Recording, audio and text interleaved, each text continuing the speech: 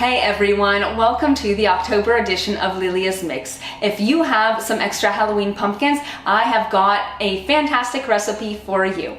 This is called Tikvenik, which is a Bulgarian dessert that's a lot like baklava, but with pumpkin instead of just walnuts and syrup. And this is absolutely delicious and pretty simple and sure to impress all your family and friends. So let's dive into it.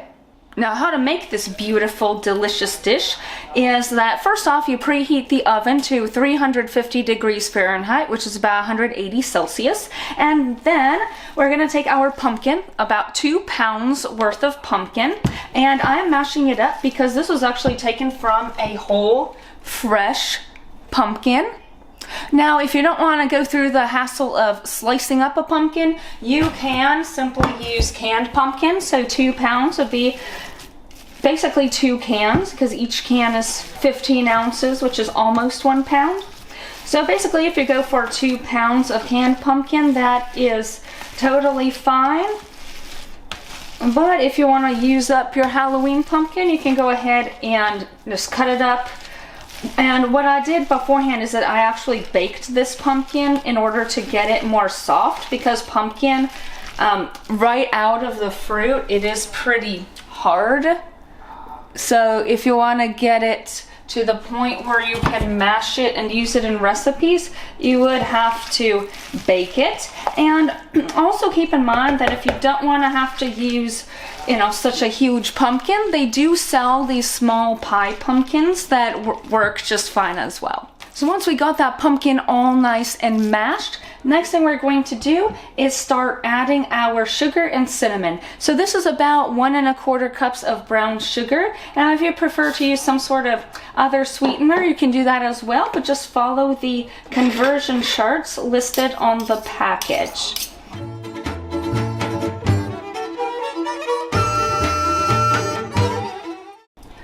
Next, we'll take the cinnamon. This is 1 teaspoon of cinnamon. And if you prefer, you could use pumpkin pie spice, but for this recipe, I'm keeping it simple with cinnamon. And get that all mixed in as well.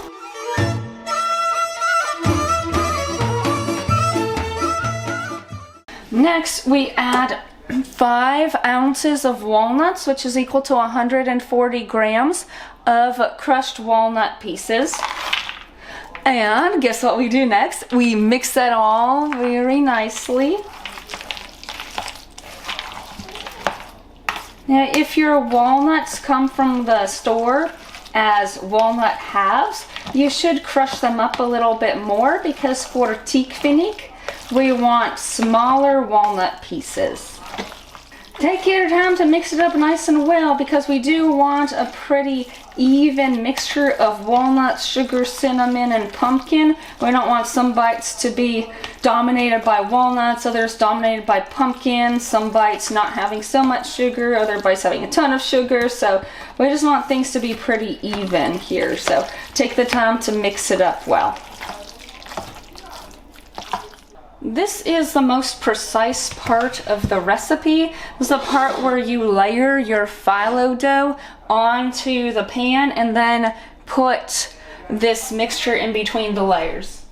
Well, this is phyllo dough. This is not a super common ingredient in US stores, so you may have to do some searching around for the market that has it. But this is phyllo dough. It's basically thin layers of dough.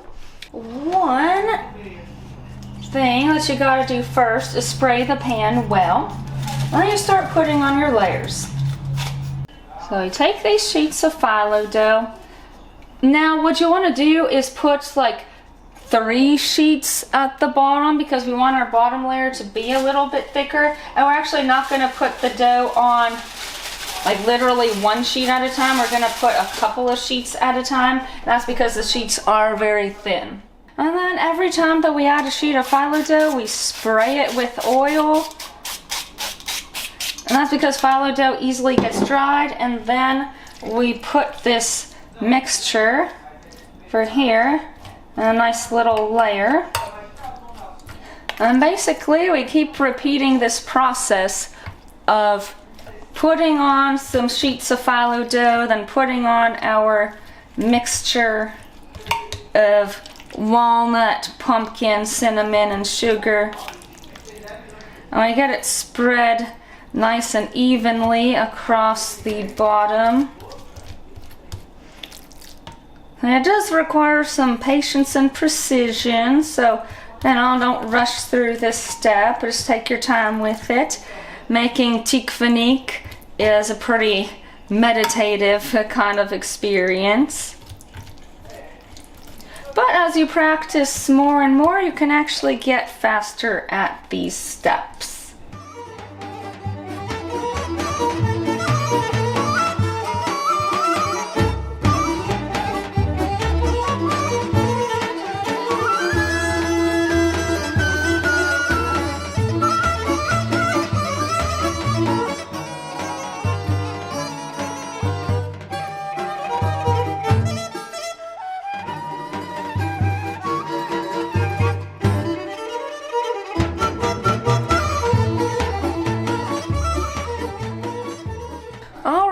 And then at the very end, you spray the top again with the oil to be sure that it doesn't get too dry, because tikvenik, like baklava, is prone to getting dry in the oven.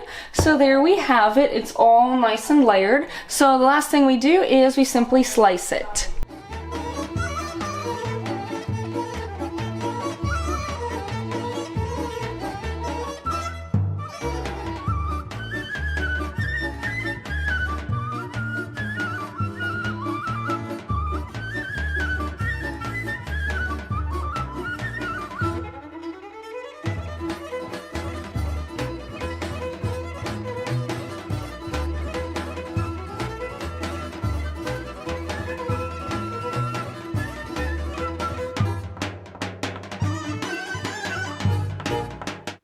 Here's our tikvenik in all its glorious pumpkin-y and walnutty deliciousness.